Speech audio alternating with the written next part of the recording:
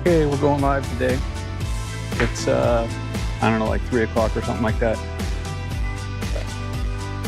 Just been working on getting my live together today. I wanted to talk to you about lawn care. You know, a lot of questions people ask about lawn care that they think about asking, but they never ask. They never question anything. And, you know, these days, with the way things go, you should always question stuff. There's so much garbage out there, so many things that are just wrong in every way that you got to ask questions.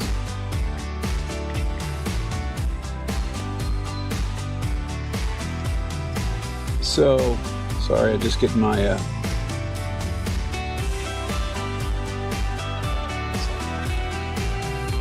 and because of that, you got to start asking yourself about these different things that guys are talking about, that people are talking about, you know, telling you to do to your lawn, mowing your lawn, watering your lawn, fertilizing your lawn, doing disease control, you know, all those kinds of things.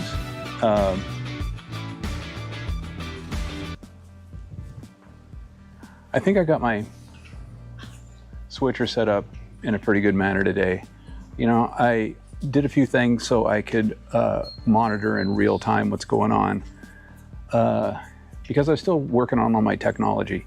You know, I got everything going pretty good. I have, I don't know, I think 6 cameras going today. A couple of them are probably going to go out because I have this whole new thing going on with my setup. You know, I'm using these fiber HDMI cables because they're supposed to be just a better connection and all that kind of stuff, because I run long cables for some of my camera setups, and they're directional.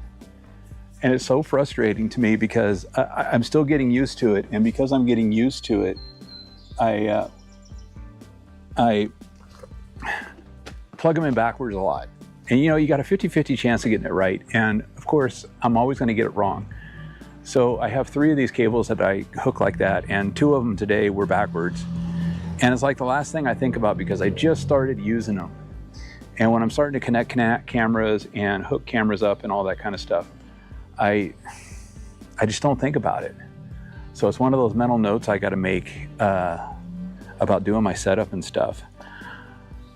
But I like talking about lawn care.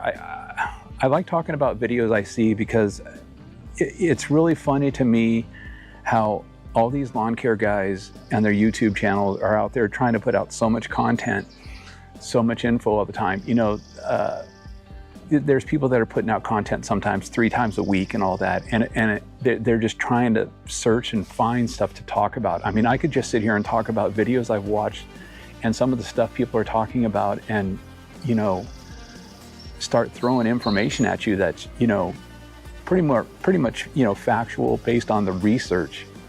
And that's where I drive all my information to in lawn care.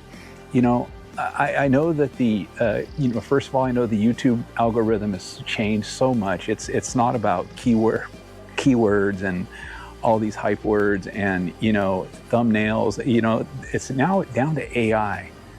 And you have to start throwing out, you know, certain words and phrases and all that kind of stuff for the algorithm to pick up what you're talking about, send it out to the people you want your video to go to. And you know, I don't even care about all that stuff. I don't care about likes. I don't care about subscribers. My only hope is that, you know, somebody will be scrolling along and they'll be looking for some information on some, you know, lawn care, and they'll be open-minded enough to watch my video. Yeah, I know my videos are longer now because I do live and all that kind of stuff. But, you know, I spent time this weekend doing some editing on some video. I've got some videos I'm going to show here because I did the composting on my yard and stuff. But, you know, this algorithm and everything, I so just don't care about all this YouTube, you know, stuff of, you know, having subscribers and, you know, everybody watching you and all that kind of stuff. You know, I really don't care about that. I like doing video stuff. Doing the setup, as frustrating as it is sometimes for me, that's the thing I really like to do. You know, what got me into the YouTube was, you know, when I first started doing my yard, I just wanted to have a nice yard. And this is going to lead to my first video, and one of the first guys that I'm really, you know, I don't even know where he started coming from with this whole rant that he went on, but he started going on this rant about putting greens and people who have putting greens and are flexing because they have putting greens. You know, you should be able to do the lawn you want to do. If you want to grow Kentucky 31 and have a field grass, you know, do it. Do whatever you want to do. If you want to do low mow because, you know, you like the look and everything like that, do it. I do my yard for me and me only. And my family thinks I'm crazy. None of them care about it. Some of them say, oh, your grass is too short and all this kind of stuff. And everybody has something to say about everything, you know, and I think part of it is, I don't know that it's envy so much and jealousy so much or anything like that. There's just a part of people that they have to dig down somewhere to try to, even though, you know, you like what you do and you have fun doing it. I mean, I come out here and I mow just to frickin' mow, you know, and now I can't even mow because I just composted my yard. And, you know, I'm real sad about that because I only have my putting green to mow right now and I have to drag it across my composted area. And I'm going to show you, let's see here, I think, well, here's the backyard. So, you know, the compost is starting to go down and stuff like that, but I want to get back to this whole putting green thing. Because, man, this guy really went on a rant about, you know, people and their yards and putting putting greens in and how cool they think they are and, you know, how they think they have the greatest yards and that they grow the greatest. And you know what? Man, I don't care about any of that stuff. I grew up on a golf course. I didn't live on a golf course. I grew up by a golf course and I had to ride my bike across the golf course after school to go to my grandparents' house. And it wasn't even so much to go to my grandparents' house. It was to go to the country club and go swimming on my grandfather's account or my grandparents' account, you know, buy hot dogs and chips and all that kind of stuff because I was allowed to, and just, you know, especially in the summertime, and just hang out at the pool and, you know, all that kind of stuff. And it wasn't even that it was this big, real Richie golf club, you know, country club golf course. It was just in my local town. I grew up in a really small town. But man, I really liked that whole golf course look. I love going across the golf course. I love the putting greens. You know, one of my friends lived on the 17th hole and we used to play the 17th hole like all the time at, you know, twilight and stuff like that. And it was just a par 3 and stuff like that. But as kids, you know, we could barely hit the ball, you know, 200 yards or whatever. And we just used to have fun. And I always just envied that golf course look and wanted to do it. And I just never really had the time to get into it and do it. And now that I've done it, I look at it as, I should have done it a long time ago. You know, the whole thing about putting greens and low mow and all this kind of stuff, I don't feel it's a lot of work. I don't do half the stuff all these people say you have to do on your putting green to keep it alive and keep it going. You know, I mow it and I have, you know, my McLean mower, and that's why my channel's Me and My McLean. It's about me, my McLean, my putting green, low mow, and all that kind of stuff, because that's what I do. But I also take care of yards that are mowed at 2 inches and 3 inches and stuff like that. And, you know, I renovate yards and I just enjoy doing it. It's a lot of work and it's something that I just enjoy to do. So because I do all that, I have experience, and it's just my own experience. And it kind of comes back to, you know, what I learned from my dad when I was first growing up. I mean, I'm doing all the basic things in my yard that I learned from my dad, shoot, 40, 50 years ago. I mean, I'm 59 now. And when we moved into our first house, when a brand new house, when I was a kid, you know, there was nothing. There was no yard, there was no anything. And, you know, my dad, you know, he didn't know anything about anything. He was an engineer, and all he knew was about engineering and building rockets and navigation systems and stuff like that. And he had to learn everything, you know, coaching sports. He didn't know how to play sports. He didn't even play sports when he was growing up. He had to learn all that stuff. And he coached every single team I was on. Same thing with, you know, the yard. He just started wanting to put grass in, and we did it. And I learned everything I know from him in doing it. And then I started watching YouTube because I wanted to put in a putting green, and I wanted a low mow, and I wanted to do, really nice grass. I wanted Kentucky bluegrass. I wanted, bent grass. I wanted a low, mow as low as I can absolutely mow.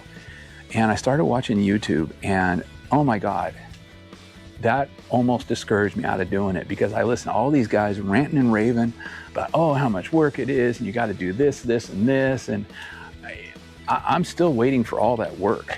I mean, granted, I have a small putting green. I mean, I think I measured it out at 500 square feet or something like that. So there's a Mountain Dew. And I love that thing. And now that I got it at 2 millimeters, consistently mowed, and the summer's here, and this is my first real season of really mowing it at 2 millimeters. I have the measuring device to measure my mower to get it to 2 millimeters, and oh my God, I got the green looking good. And I'm not doing anything to it. I'm not touching it. I'm not sanding it. I'm not doing anything. I never aerate. I've never aerated any lawn in my entire life, because as a homeowner, you never need to aerate. And these are a lot of the things that, you gotta ask questions. You gotta, wonder, is this really necessary? Because you can talk to AI about a bunch of stuff, and AI is just gonna spit out what it says on the internet. And if the internet all consensus-wise says, hey, you need to aerate, then AI is gonna tell you need to aerate. But you know what? As a homeowner, you almost never have to aerate. Now, yes, there are instances and cases where you got to do it. I have a side yard over here. I'm getting ready to do a renovation on it. And I'm getting ready to do a renovation on it. One, because that soil is probably the most compacted soil I've ever dealt with before. And you know what? I'm going to do my basic things, and I'm going to grow bent grass over there. And I'm going to do everything I can to make that bent grass grow. It's the north side of my house. It's a shady side.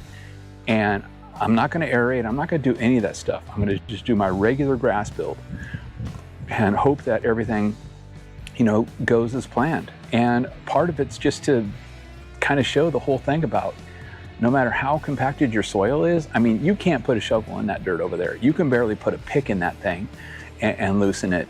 And, you see all these guys doing aeration on their yards and their lawns and stuff like that. And the soil is so soft that they can take those like prong things with the aeration little things on them, and they jump on it and it punches into the ground. If you can do that, you don't need to aerate your lawn. And this is what I'm talking about you need to ask questions. Do you really need to put in all that extra work to make your lawn look good, or even to renovate your yard? Done 2 renovations this year. I did 3 last year. I do renovations on my yard all the time, and I made the mistake one year of doing the rototiller thing, but I did it because I wanted to get all the roots out. But that's the most hardcore I've ever gone on doing my lawn, and that was when I did most of this here, because I wanted to get all the root balls out. I wanted to get all pre-existing grass remnants out. And I sod cutted it, and I rototilled it, and then I sifted the dirt. I mean, I went hardcore, full out, mental on my yard, and to get all the grass that was in there out. A lot of it had to do with moss. But that was a hardcore situation. That was the thing where I probably didn't even do half the work I did, but I did. And I did it over many months. And a lot of it was just my frustration with moss. Coming from California, never having dealt with moss, and I had been in this house for about 15 years at that point. And I was so sick and tired of moss every year coming in, and I wanted to fix this problem. I don't have moss anymore. And I've done a lot of research on doing things. And you know what? There's just a couple of simple little practices that I do to keep moss out. And, I don't do all these hardcore things. So, anyways, I'm trying not to rant on too much about this, but this brings me back to this guy ranting about putting greens. You should be able to feel comfortable doing whatever it is you want, whatever decision you want to make in your yard, whether you want to go full on rocks, whether you want to do crabgrass, you want to have weeds, whatever you want to have in your yard, you should feel good about your decision of doing it and not have some I want to say a bad word, but you know what, I'm going to try to be nice here. Just not have some dumbass come in and tell you that you're trying to flex because you want to do this or you want to do that or anything else, and you just want to put your video up on YouTube and show people that you could do a putting green and he went on and on and on and on and ranted for, I don't know, 10, 15 minutes about this whole putting green thing. And you know what? I love my putting green. It's the best grass. When people walk by and they say, man, you know, your yard looks really nice and all that stuff, and they say, and I said, well, why don't you come up here? You know, hey, check out the putting green. You know, take your shoes off, walk on it. Feel how soft it is. Feel how nice. And people come up and they don't want to walk on the grass first. Are you sure I can walk on it? It's like, yeah, you can walk on it. The grass is made to be walked on. You know, and people, you know, walk up on the grass and then they take their shoes off and they walk on the putting green and they're like, oh my God, this is like a massage. It's so great. And you know what? I don't do it for that whole satisfaction of people come. I do it because I like it. And on top of that, I like to show people that putting green, and I like to tell them, you know, hey, this is really nice grass. I would like to have my whole yard in this grass. I'm sorry that I didn't make my whole yard a putting green. And I'm not saying a putting green to be like cut at 2 millimeters. I mean bent grass. Bent grass is the sweetest grass, and you know what? It's so easy to grow. But you know what? I live in Western Washington, and I'm going to tell you right now, growing grass in Western Washington is very, very simple. It's so damn simple that, you know, anybody can do it. The problem is moss, and controlling moss is a big deal. I feel really bad for all you guys that live in the Midwest and the South and these areas where you have humidity and heat and all these issues that come along with it. And that's why I try to talk about, you know, if you just do common practices, and I'm just talking regular type practices that are just common sense and taking care of your yard, and stop trying to do all this stuff that people tell you to buy this product, that product, and every other product, because you don't need to put all these products on your lawn. Yeah, some of these products are going to help your lawn if you have some certain situations. There are some products that are going to help if you have hydrophobic soil, and you know, there's some things that you can do to help out. But you know, going crazy and doing all these things, I recommend composting. I compost my yard once a year, and after I do it, it looks great. And I'm like a month behind in doing it because of some renovations I did. And that's one of the big things I'm talking about today in my video. I know I haven't even started talking about composting, but you know, I have the video that shows, you know, what I did and all that kind of stuff. But man, I just really wanted to go on about, don't let people tell you what you should do in your yard. You know, don't let people talk you out of a grass type. Don't let, because some guy, you know, grows grass and he does a whole renovation and stuff like that, and in 5 days he's got grass growing and all that stuff, and in 2 weeks he's mowing his yard. You know, don't think that that's going to be every situation. You know what I mean? There's a guy doing his renovation right now. You guys probably see him and all that stuff, you know, Yard Bra. He goes out there and he does all these videos, and you know, he's the greatest thing since sliced bread and everything like that. And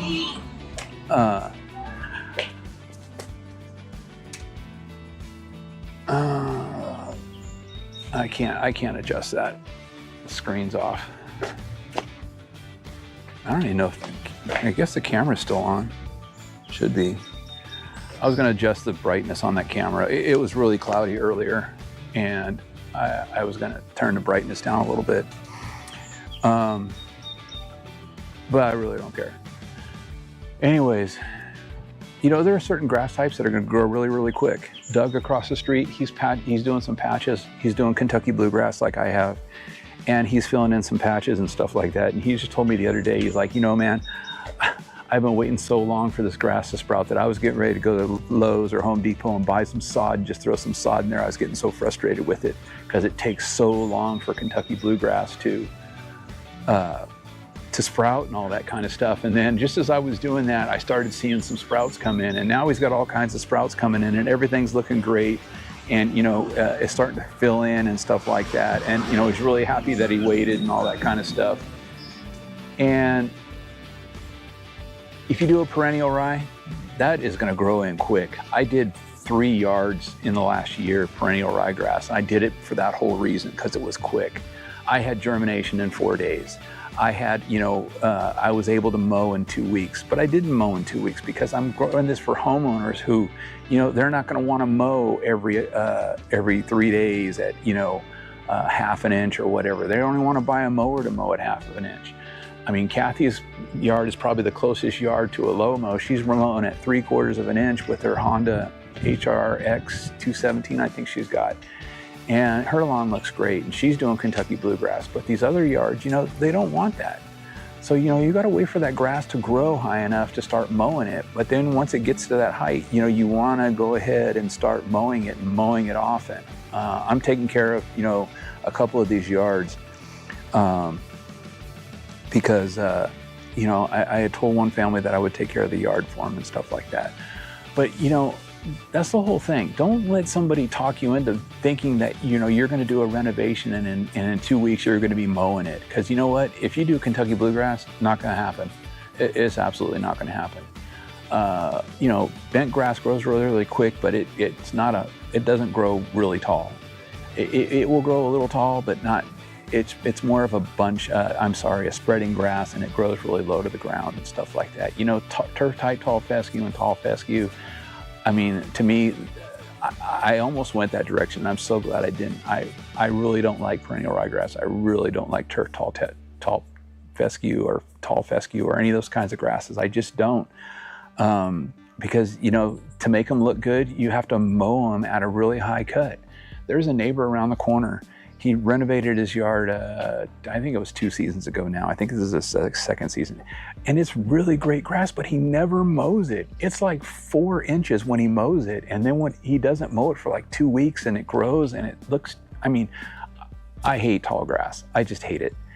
And his yard, his grass looks really great, but he doesn't mow it. And because he doesn't mow it, it looks terrible because it's always long and shaggy and, it looks great. It's really green, and it's perennial ryegrass, and it looks good. But I hate that thick, tall grass. It just drives me nuts. And if people don't maintain their yard and they got really nice grass, it even drives me more nuts. But you know what? That's where I come back.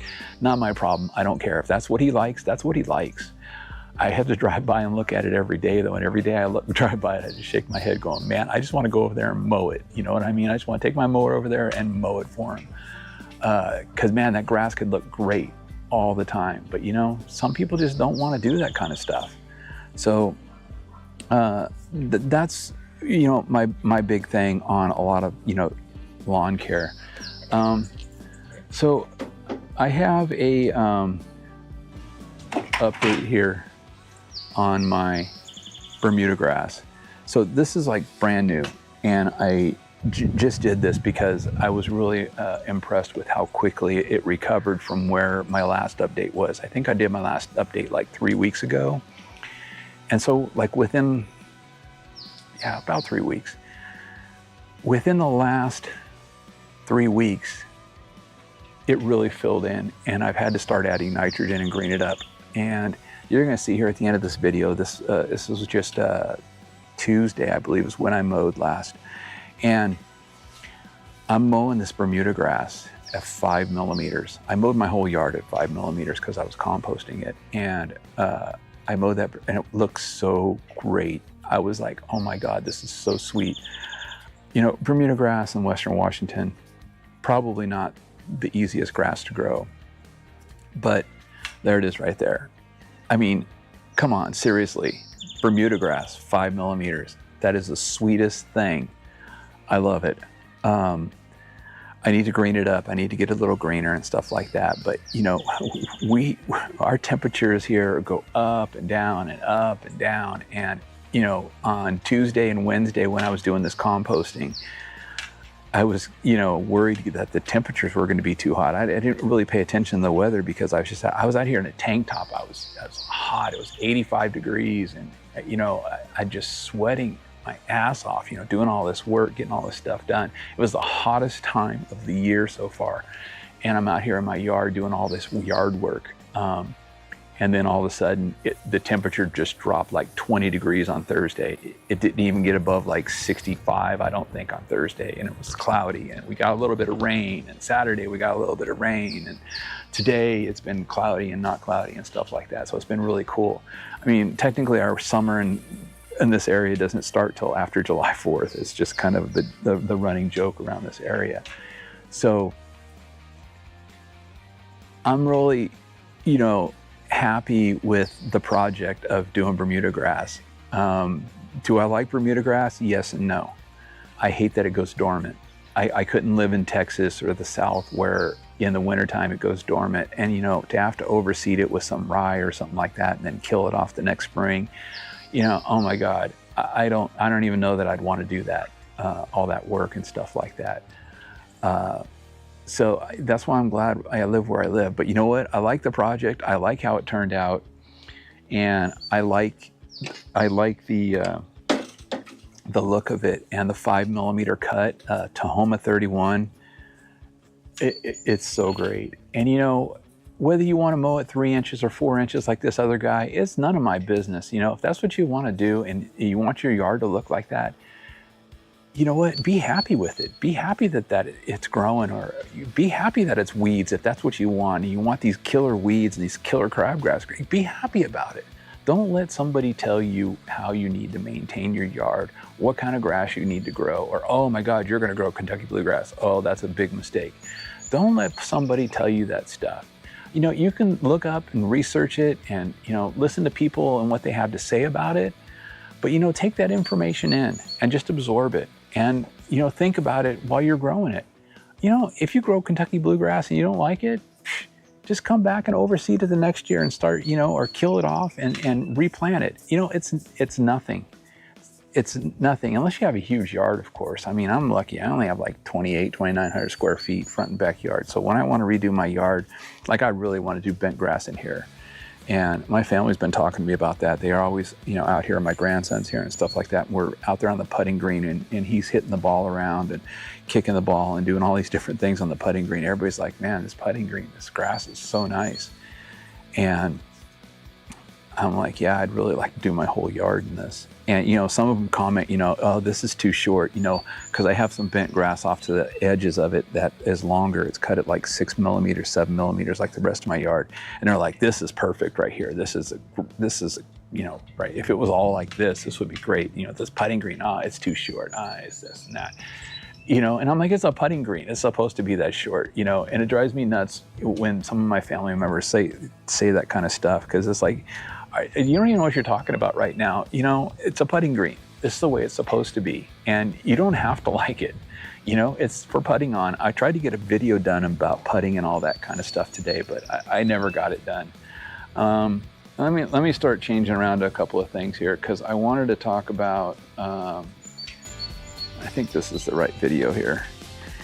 Yeah. So let's just, get this out of the way. Iron, it's going to green your lawn. It's going to green your lawn instantly. If you're putting a liquid iron product on your lawn, it's going to green your lawn. Okay, it's going to do it quickly and amazingly.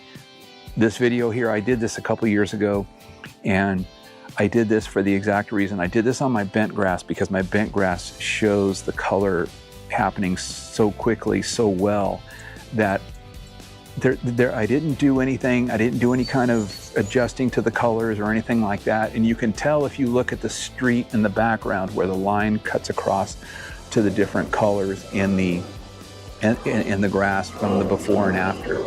And there's no adjustment on this. This is literally as I applied it. You can see me still applying it, and I think some of the video, I can't remember if this video had that or not, but I'm still walking and applying it on my Kentucky bluegrass up in this area here after, because I sprayed the putting green first and I worked my way down. And it's literally getting deeper, darker green as I'm applying it. And you know what? That's what iron's gonna do for you. A granular iron is not gonna do that, okay? I don't care, what anybody tells you about granular iron. It's not going to, sorry, I had to move that before it got all wet. Granular iron is not going to do that. Only a liquid iron product.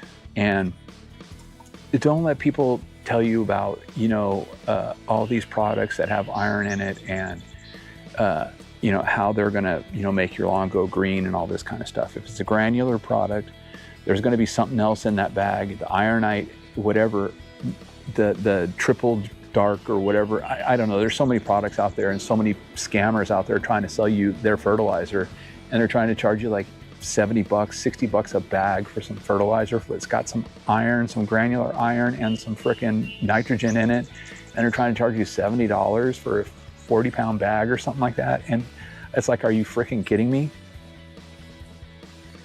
And I feel bad because people fall for it because they don't know. They don't question the product. They don't question why is it turning green. They don't ask the question, what's making it turn green? Is it really the iron? There's a few things that'll make your yard turn green, but that's not the point of what I'm talking about here. So then I also have my other video I did on iron, and I don't know if I turned the volume down. Let me, because I'm talking in this video. Oh, it looks like I turned the volume down. So this was another video I had done a few years ago, and this was just basically using two different iron products that I applied foliarly, and that's such a hard word to say. But I did it because I wanted to help people understand what it is that's making their green turn lawn. Neighbor's envy, there is nothing special about that. There's no magic to it. There's no special chemical or fertilizer inside that. Just like Yard Bra and his line of nutrients, Lawn Care Nut, frickin' Ron Henry, all the other guys. I'm not going to mention everybody because there's so many people that have their lawn care products, but they're just selling you a product, which is fine. They're out there trying to make a buck and trying to make some money. It's fine, but you know what? You don't fall for the hype and the scam. You don't need to spend $80 on a bottle of fertilizer. And if you're spending $80 on a bottle of fertilizer and you think that that's the magic, I got a bridge to sell you. I mean, I could use the money. You're just getting scammed out of your hard-earned money. I say this every video. I apply nitrogen and iron to my yard only, and it cost me 64 cents per 1,000 square feet. 64 cents per 1,000 square feet. That's not a typo. That's not a decimal put in the wrong place. That's not wrong math. It's not any of that. 64 cents per 1,000 square feet is what I'm applying that at. And I apply it as a liquid foliarly, and I do it about every 2 weeks, every 3 weeks. I have about 3,000 square feet, so I'm putting down, what is that? Not even $2. Not even $2 every 3 weeks of fertilizer down on my yard. And I don't even put iron down all the time. In fact, I've pretty much stopped putting iron on my yard. I'm only putting nitrogen on my yard. So I just want to help people understand. Stop getting scammed out of your money, your hard-earned money. Stop watching all these videos of these people telling you about all these great products that are making their yard turn green. You go buy a 50-pound bag of iron sulfate heptahydrate. It's water soluble, so that means you could mix it in your sprayer. You're going to use probably about 6 ounces per 1,000 square feet. That's kind of what I run it at. And it's like $34 for 50 pounds. And that's like over 100 applications. Or over 100,000 square feet of coverage, because basically you're using less than a half a pound per application per 1,000 square feet. So you can do the math too. You can figure all that stuff out. I figured it out, and it is what it is. Anyways, I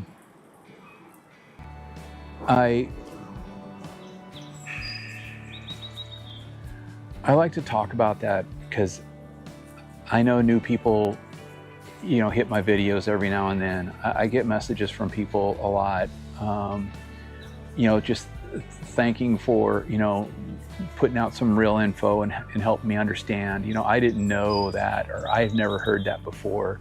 And even some of my other videos I put out about just different things, my roller on my greenskeeper and all the different things. So let me get to my composting video. I have it right here somewhere. I've got so much stuff on my, oh, here it is right here. All right, so let me talk about composting. Why do I do it? I do it because it helps put organic material into my soil, okay? That organic material is going to keep the microbial activity very high. Okay, and it's going to give them something to do. They're going to be like freaking out. They're going to be like, microbes are going to be like died and gone to heaven, because they're going to be like, oh my God, all this organic material. Oh my God, we got to go through this. Oh, Jesus Christ, we got all this phosphorus have to process. We got all these things going on. The earthworms are going to start increasing their population. They're going to start loosening your soil. There's just so many benefits from composting your yard. I don't do it for leveling. It's not a leveling process. I make my own compost. In the beginning of the video, I had Home Depot deliver me a pallet of, oh man, I think it was 6 different types of stuff. I had soil amendment, I had compost, I had topsoil, I had sand, I had chicken manure, steer manure. I think that was it. There was like 6 different things I had in that. And then I used my sifter. My sifter, in the beginning of the video, it is a sifter that fits on my gorilla cart, and I strap it on there, and I have 2 vibrating concrete motors on it that shakes it, and I sift out all the material. Now, let me get down to what happens when I sift this. So I ordered 57 cubic feet of stuff, just 6 different products. So of the 57 cubic feet, I probably ended up with 4 cubic feet, basically a wheelbarrow load of trash, rocks, large material, all that kind of stuff. And my screen is 1/4 inch. So I ended up with about 53 cubic feet of compost sifted after I was done. And so that's about 2 cubic yards, or that's about 2 yards of dirt. The other pile that I had was some stuff I bought to do Wilson's yard next door, and he had some leftover topsoil from a project he did in his flower beds and all that kind of stuff. And so I took what was left over and I sifted all that, and there was a lot of rocks and stuff like that, because that's what you don't want. You don't want rocks in your topsoil when you're composting your yard. So with that, same thing. I don't know exactly how much that was, but I believe it ended up being somewhere in the neighborhood of about 49 cubic feet, cubic feet, based on the amount of wheelbarrows I sifted. My gorilla cart is 8 cubic feet, and I fill it full, so I just kind of go off of that. So 27 cubic feet in a yard. So overall, I had about 4 yards of compost that I had made up to do my front and backyard.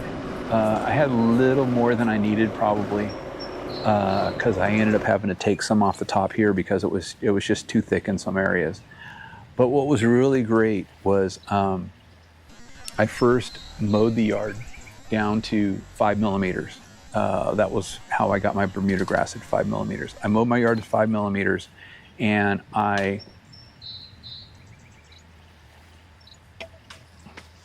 came through and I dethatched it. And you can even see when I dethatched it, there was not a lot of material in there. I really kind of thought there was going to be a lot of, grass, blade from mowing and stuff like that in there that was going to come out, but there really wasn't a lot. Now, of course, I have the Sunjo dethatcher. It's battery powered. I have 3 sets of batteries for it, so I can run that thing for about 2 hours.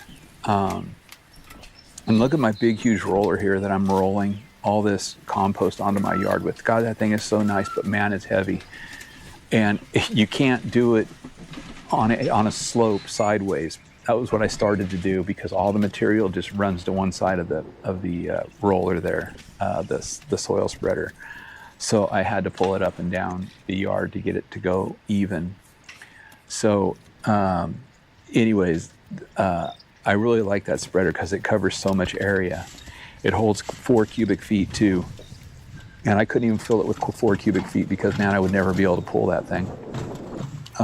Because you could probably tell by that angle there, there's a little bit of a slope to my yard, so it's a little bit of a hill. Anyways, so like I said, I ended up with about 4 yards of soil. I got it all spread out. I dethatched it. I used the vertical cutting blades to aerate the top layer because I wanted to put seed over the top of it. I know in the mowing part of the video I had drone coverage where I was showing the overhead, and there's a bunch of little brown spots in my yard. So I basically spent the whole week before I did the composting, I pulled out every single thing that looked like it was POA or bent grass, because it sticks out like a sore thumb in my Kentucky bluegrass because of the color. I get a lot of bent grass in my Kentucky bluegrass because of my putting green. It just transfers.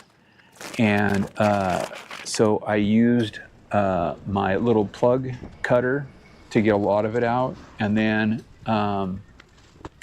I have my side patch of grass over here that I plugged a lot of those holes with. But then I came back and I kept finding more. The best time to find that light green grass, the POA or whatever in your yard that's lighter green than your normal yard, if you have Kentucky bluegrass, is in the morning as the sun's coming up and it's low, especially while it's shaded still.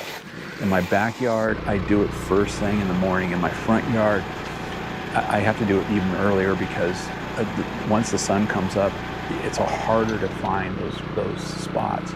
Anyways, I look for those light green colors, and you know what? I don't care what it is, I just pull it. POA, yeah, I can tell. And it's so satisfying when you grab that weed puller and you pull that out, and all those little arms of POA seeds just start getting pulled in and get pulled out and all that kind of stuff. And then the same thing with the bent grass, because the bent grass, same thing, it grows out like this, but it doesn't have seeds on it. But they have long runners on it. You pull it out with your weed puller and you pull them up, and you just see all those little arms getting pulled out of your grass. It's such a satisfying thing for me. Anyways, I did that for a whole week before I did this process, because probably even longer, because I started pulling POA. My backyard was covered with POA.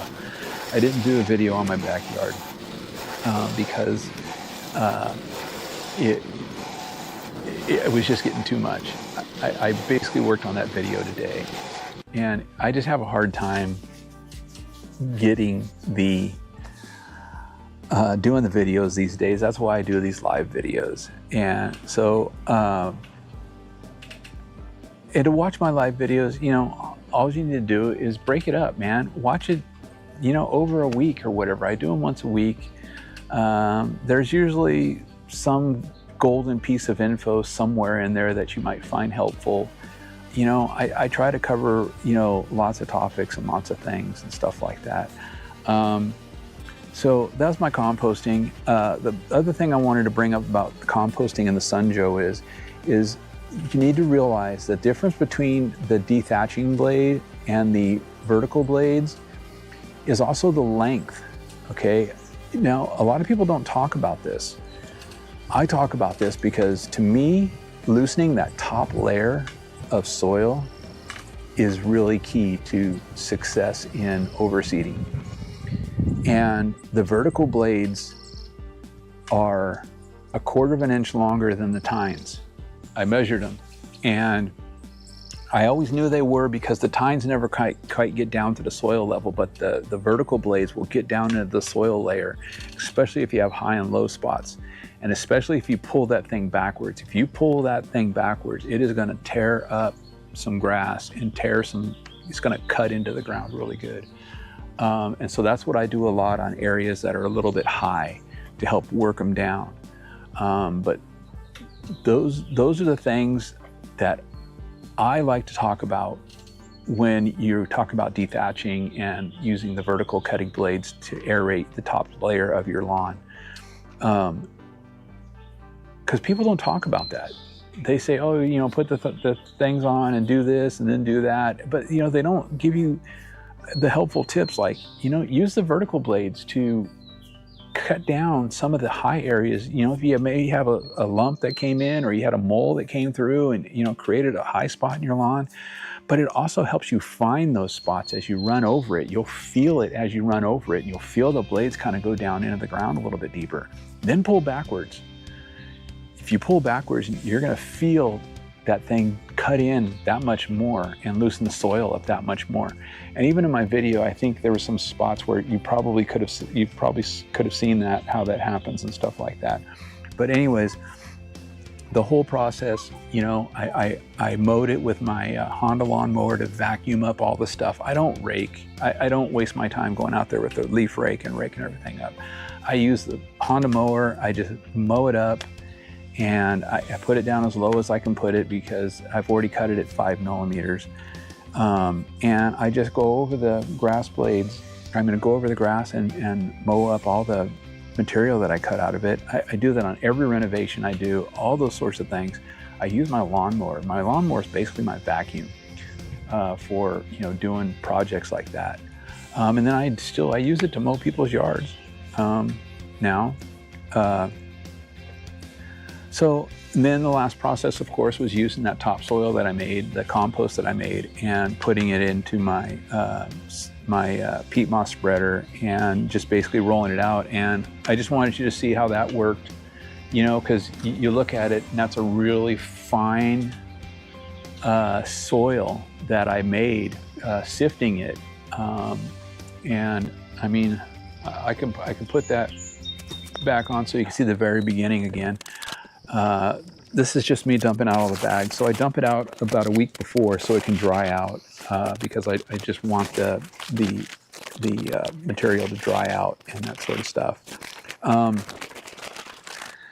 And then when I sift it, you know, it just comes out really fine, really thin and all that kind of stuff. So it's just a great way to take care of your lawn and make it look good and to do your overseed project. It's a great way to get organic material in your yard. It's a great way to add phosphorus, potassium, all those sorts of things. You know, they're basically a byproduct of organic material.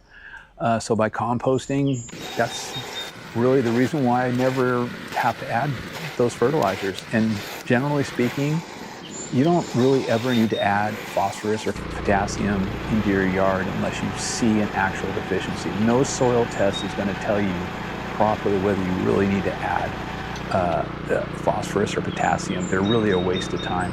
The last thing I want to touch on is I talked about nitrogen and the soil testing process on it, how they can't measure it. And you know, I need to clear this up because, you know, I know what I'm talking about sometimes, but I don't portray and explain it very well sometimes.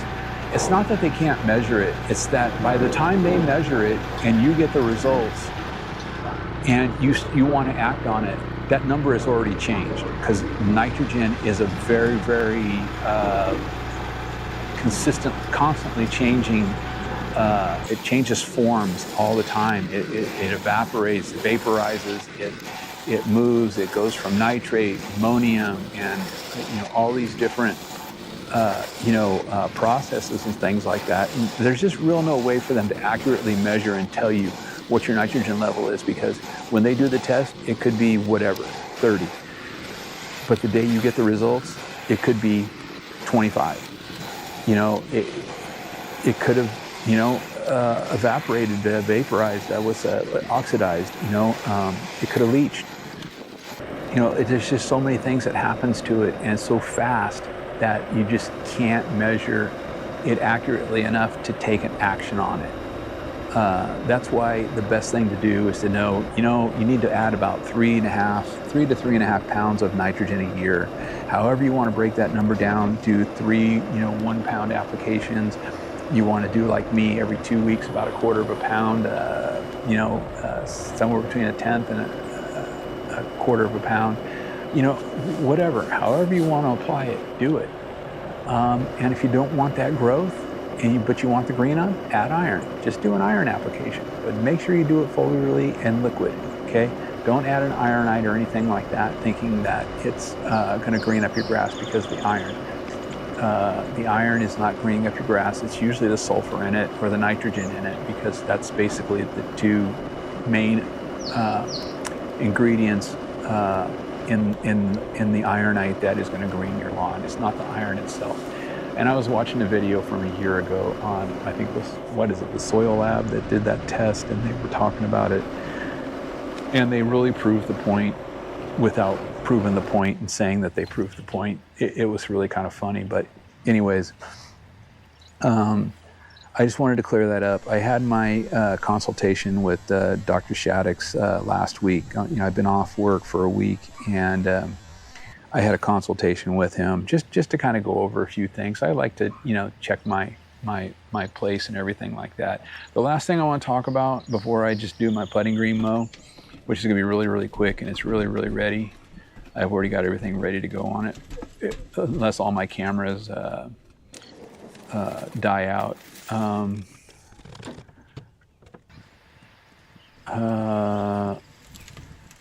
my gosh. I don't see that I put the... Oh, let me go switch it on my computer real quick. It's right here.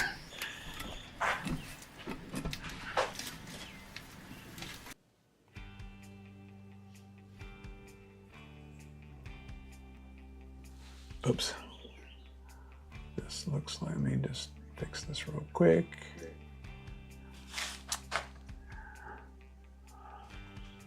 Okay. Oh shoot.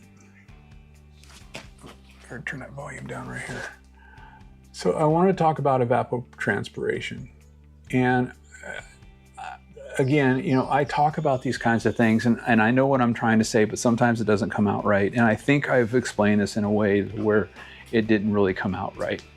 But if you look at this map here, and this is, what is it, NOAA evapotranspiration map, and I have it on the daily. And what this is basically telling you is this really just a guide to how much water you should add. That's all it really is. It's telling you what the evapotranspiration rate is for the day. You can get it for the week. And if you're having really hot days and stuff like that, it's really helpful. And you can water based on those numbers at a percentage, say, like I think right now it's 0.15 for Seattle area. And you can water at 80% of that or 50% of that. You don't have to water at 100% of evapotranspiration.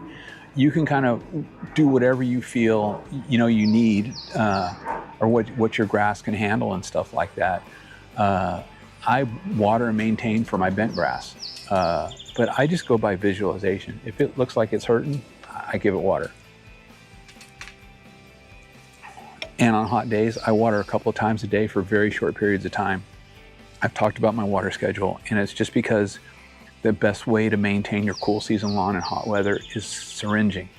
Light waterings multiple times a day, especially in the high heat of the day, 2 o'clock, 3 o'clock, 4 o'clock.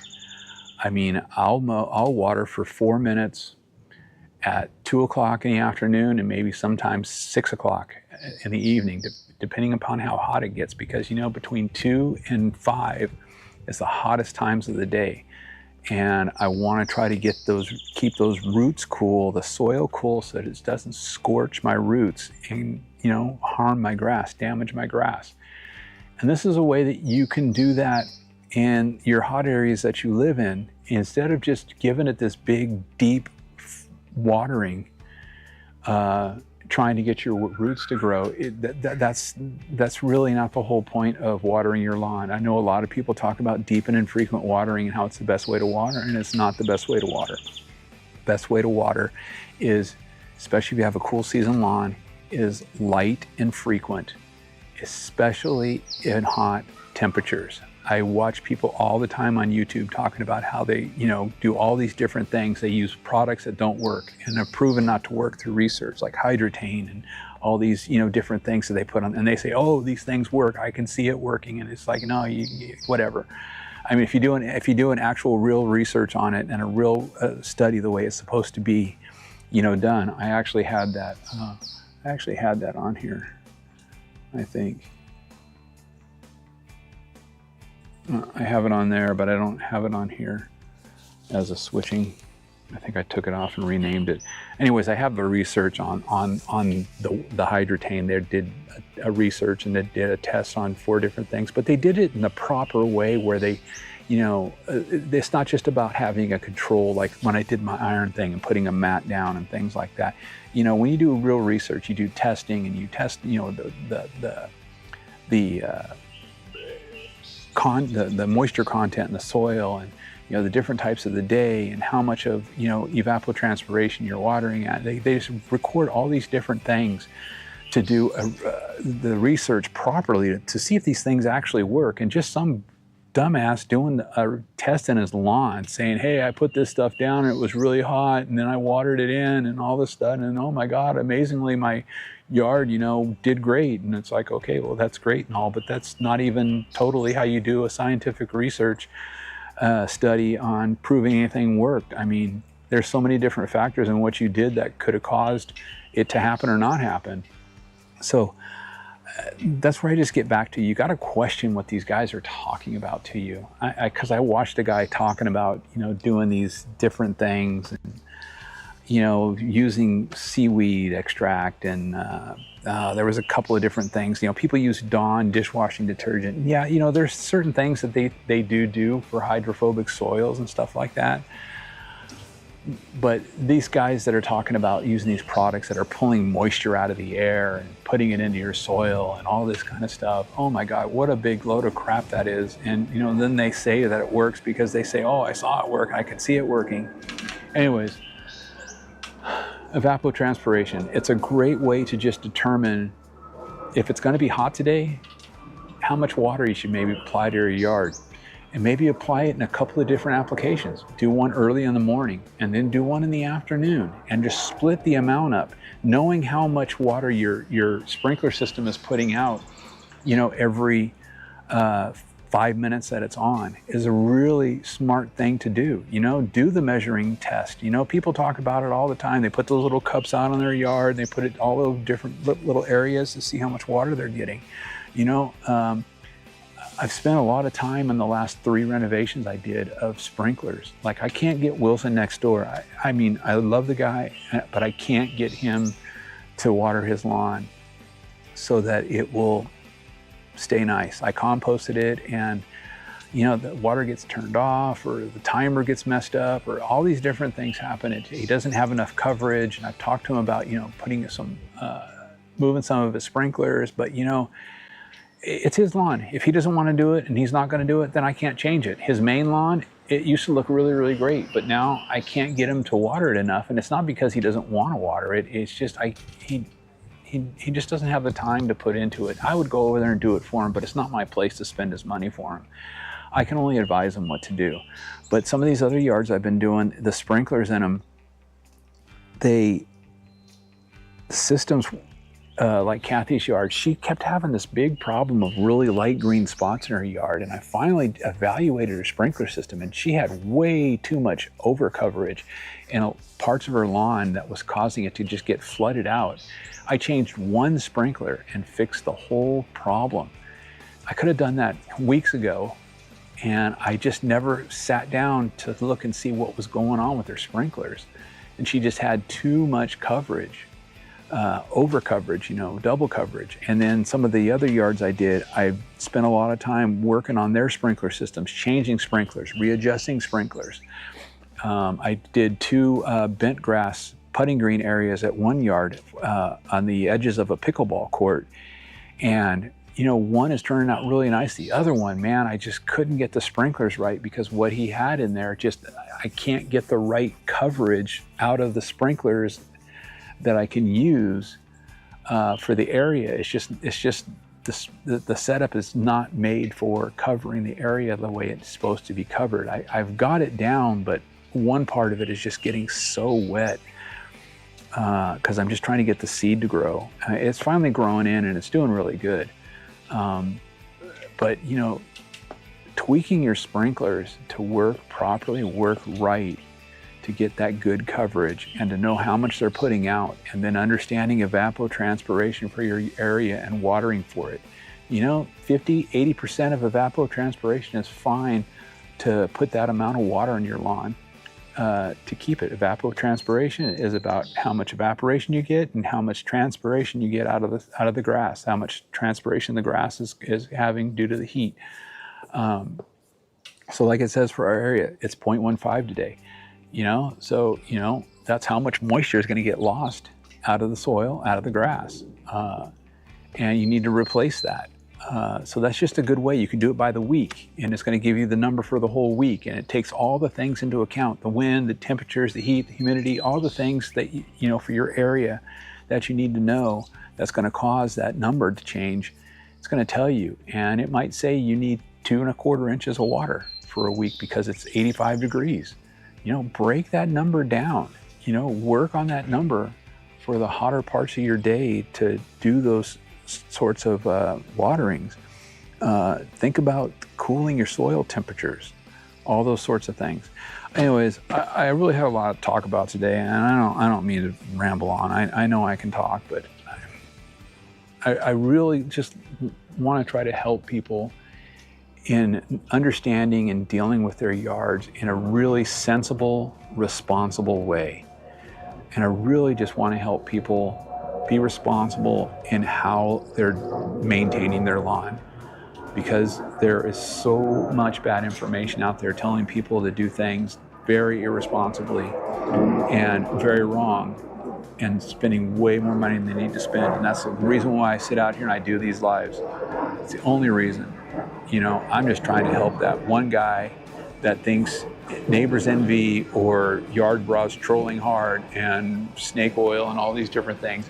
They're the greatest things in sliced bread, but they're just stealing your money. They are ripping money out of your pocket. Money you could be spending on your kids, money you could be spending on yourself, money you can be doing whatever with. You're wasting your money on these products. But I'm not here to tell you don't buy those products. You want to buy those products, you want to live by those products because you think that's, you know, what's making your lawn look great. Hey, do that. Spend the money, okay? Support those people, support those channels. I have no problem with that. I'm just here to say there's a much more responsible way to take care of your yard than using those products. Just putting that out there. That's all. Anyways, I got to mow my putting green. And I don't even know if, let me see. I don't even know if this camera's still working over here. Oh, I can't see the screen, hold on.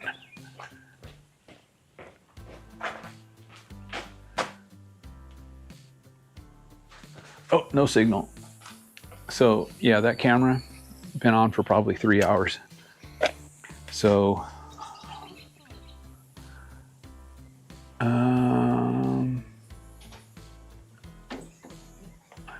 let's see. The drone is still working, but it's bad.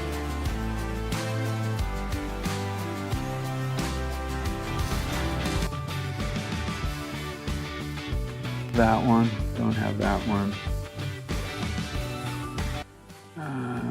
Yeah, that one's not working.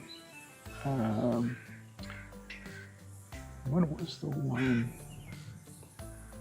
So, yeah, I might be able to get this one working. Some of these cameras just time out when I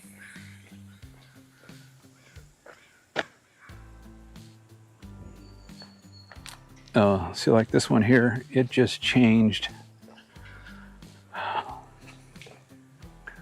I could do one change on that and I can get that one going really quick. Let's see, this one right here.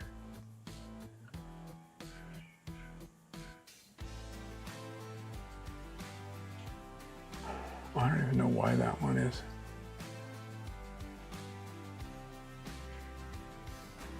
That was weird. I don't even know why that was.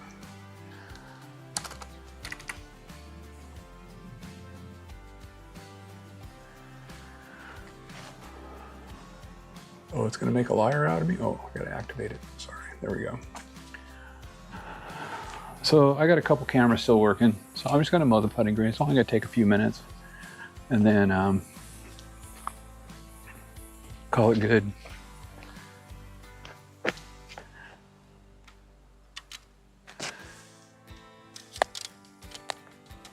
So this is where my composting is at right now. I did it on Thursday, and it was totally covered. Well, you saw, if you were watching the video, you saw the video. There's a couple of spots that are a little bit too thick. I probably need to get the rake out. I'm going to move this camera over because I know the mower cam. I'm going to talk about the mower cam right now, just because I really want it to work.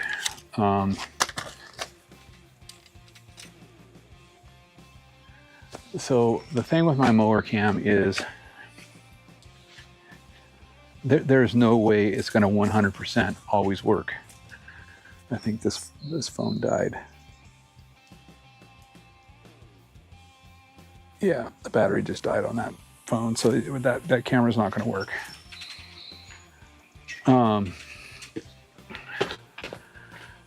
So the mower cam, because of vibration, because of signal and everything like that, it's going to cut in and out. I'm working on the positioning of my different pieces of equipment to try to eliminate some of that.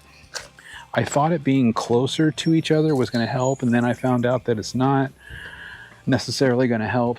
So I guess I could have just done this. So I have 4 cameras working. So what I'm going to do is I'm just going to change the battery in my drone real quick and make this work better. And I'm just going to mow the putting green. Wait, oh, let's see. Is it that camera? No, it's not that camera. It's that camera. Okay.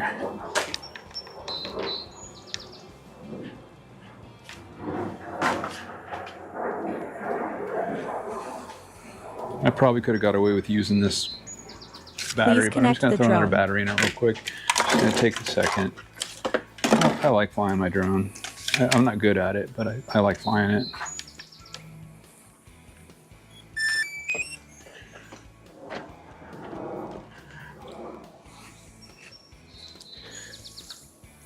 So my putting green has not been mowed for, what, Wednesday maybe? Connected. Way too long to go without mowing it with the way the temperatures have been. So I just gotta wait for my drone to record. Just gotta wait for my drone to connect to some satellites so I can launch it. And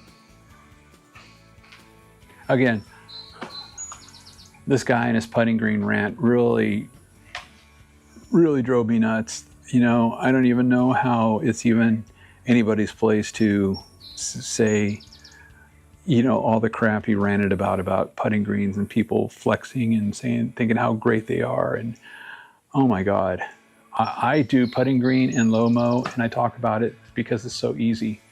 And if you wanted to do it, it's very easy and simple for someone to take care of it if you want to spend the money, because you've got to buy the mower.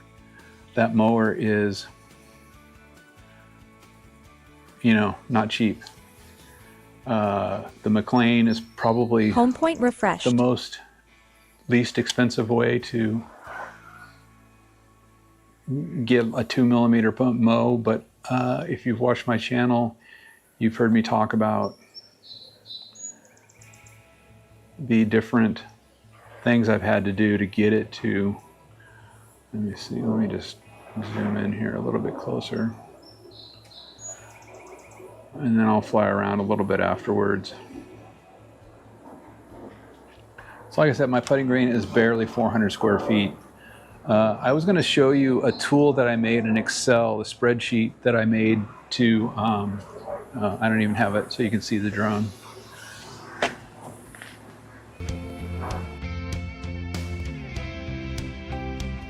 That's the one I need right there.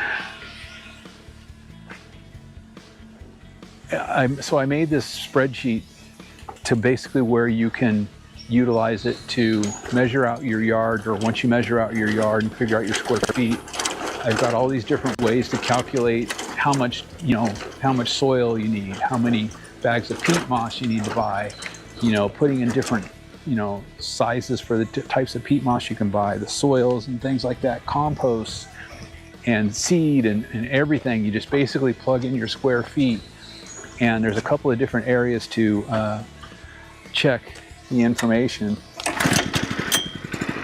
So my mic is probably not going to work as good as it normally does with noise control because I didn't change the settings. Because I'm basically utilizing a different. In fact, I need to move this camera so the mic will work. So let me move. Oh, shoot. Oh, shoot. I have this thing on here that's gonna come off. So I'll just have to put this on here like this. Sorry, I'm just talking to myself.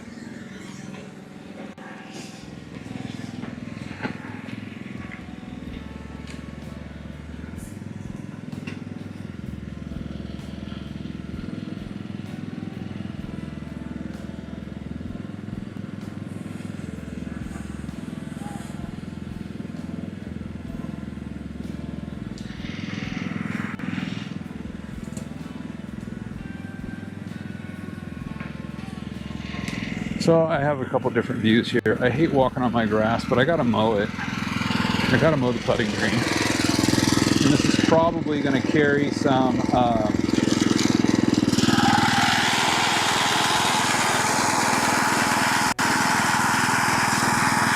this grass seed into my putting green. But that's the price to pay.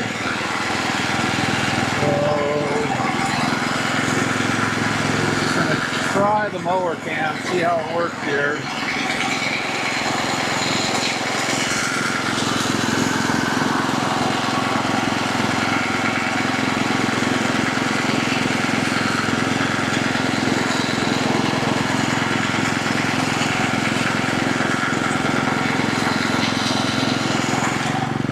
Let's see here.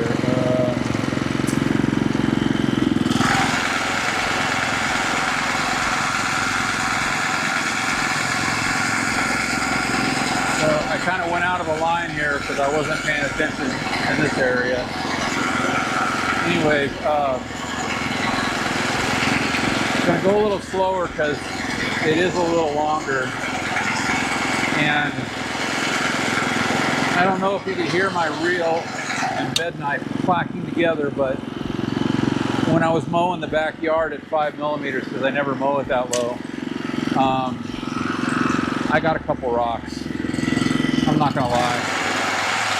And I probably got a nick in my bed knife or one of my blades. And I'm gonna have to put a file on it to file it out. And it's just some battle damage. Let's see here.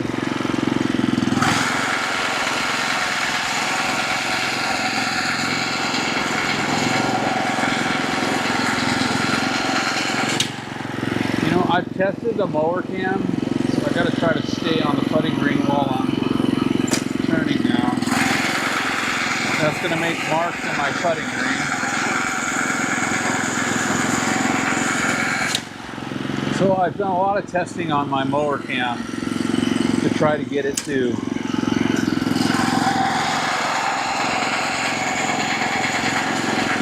work. I thought it would just work because it's so close in proximity to the receiver and transmitters. And I think like right now I'm blocking the signal because of the way I'm standing.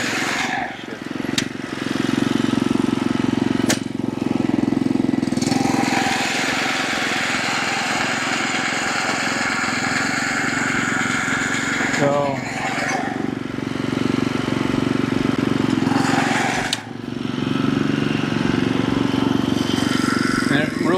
because this is the only area I have some room to actually turn on. And when you turn on the putting green, the wheels will kind of leave a mark in the grass. Maybe, let's see, the mower cam. So I'm going to go look real quick and just see if it's coming on.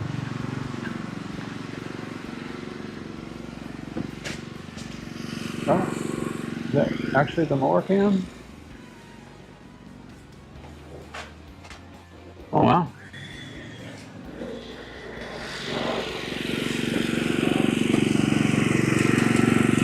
So maybe you can see right there some of the marks that the wheels leave in the grass right here and right here. It takes like a day and those things basically come out. It's basically the one wheel that it's pivoting on. Oh man, I totally stopped mowing it up. Gotta do that line again.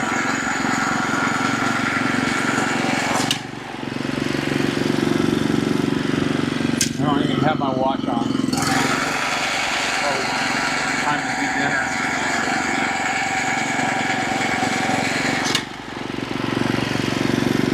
So I'm just gonna do a one pass on this and call it good.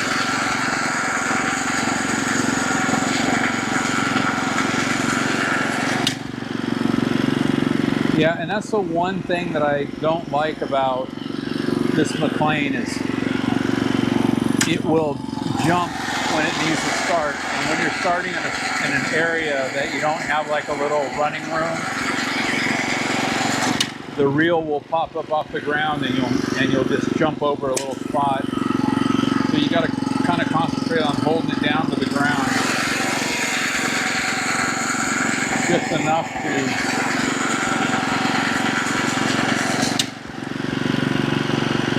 kind of just want to keep it on the mower cam just so I can see how it turns out.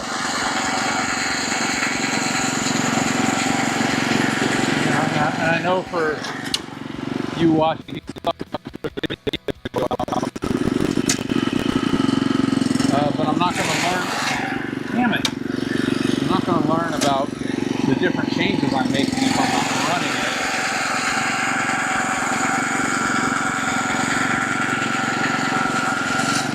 But the bottom line is, it's basically, it's going to cut out periodically.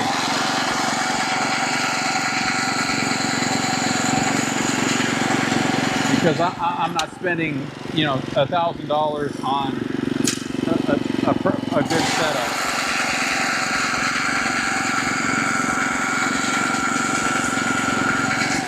I mean, this is a pretty good setup. It was fairly inexpensive.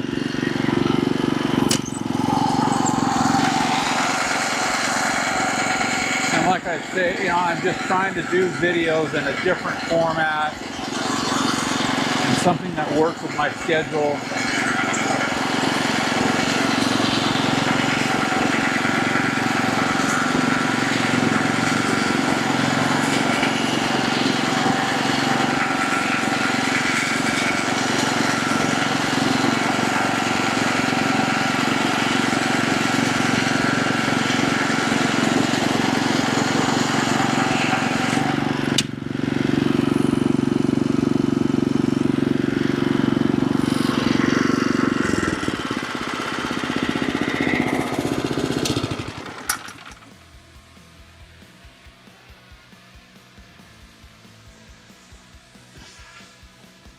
So I don't know how that view's holding up.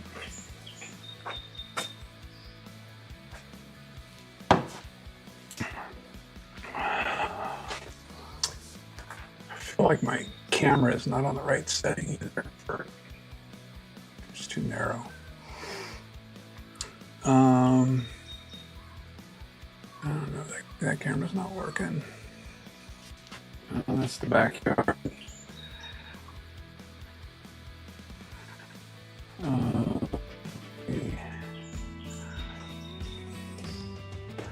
So that's the putting green. I was going to put it on the drone.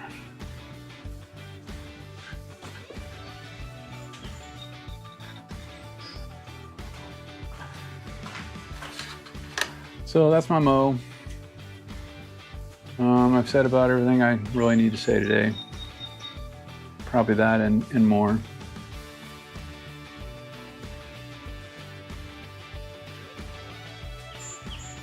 So it actually looks really, really covered still. Change this real quick.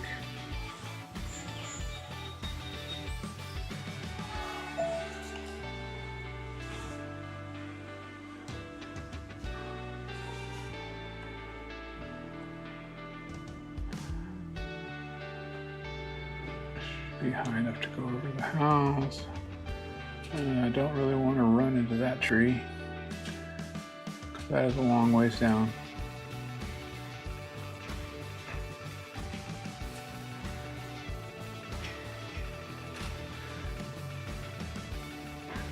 So basically when I run the drone, I want to just kill the battery. That's kind of the reason why I try to fly it around a little bit. Let's go over here and take a look at Wilson's yard. Wilson's out there doing some work. So this is the side, I composted it and seeded it the other, no, what was it, 2 weeks ago? Oh my goodness. Yeah, please don't lose.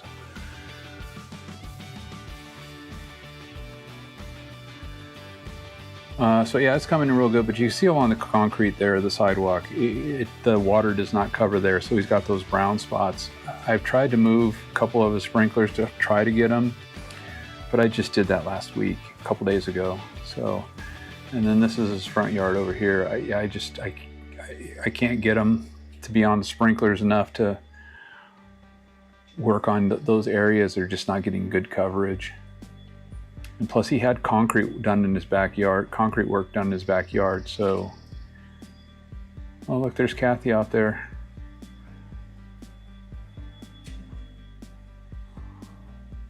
So this is Kathy's yard right here. I'm so embarrassed to show you this right now because I've never fertilized, burned a lawn before, and I was trying to get a good coverage of some nitrogen down over here, and look at, I burnt those 2 spots in her lawn. Oh my God, I'm so mad at myself for that. I was trying to do her a favor and trying to help her out because she's been having some problems with her sprinklers, and man, I'm so frustrated with that. And she's like so cool, and she's like so happy with her lawn and everything like that. And I'm just like, I can't believe I ruined your lawn. Oh my God. After all that work we did on it. So that's Kathy's lawn.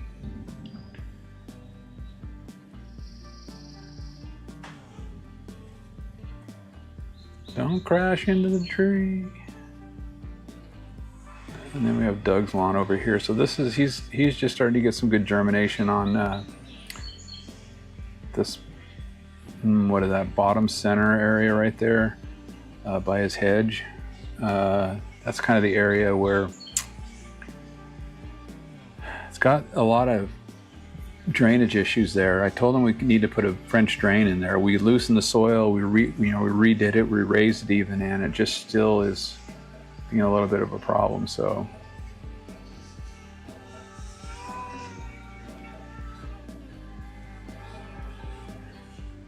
all right.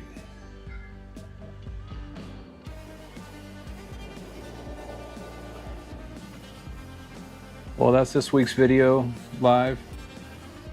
Get another shot of the putting green here, because oh man, my putting green is so great, and I'm such a master at growing grass because I have a putting green in my front yard. Oh my God, I'm such a master at garden grass growing, and my putting green says everything. I'm being very sarcastic right now, very, very sarcastic. I really love my putting green because I like the grass. I like how short it's cut. I'm gonna land on it and see if, see how well.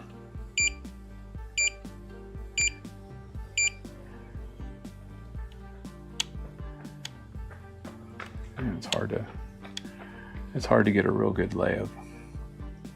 It's really nice though, so soft. And it's really fun to putt on. It really is. Okay, I'm going to stop talking, and hopefully maybe you got something good out of some of the information I try to provide. Videos over a whole week. That's why I'm about once a week. You can watch it for 5 minutes, turn it off, you get bored again. You know, you're on the toilet for an extended period of time because of something you ate. You a little bit more. That's just kind of the way I watch my long videos that are an hour long. You know, things that I would watch.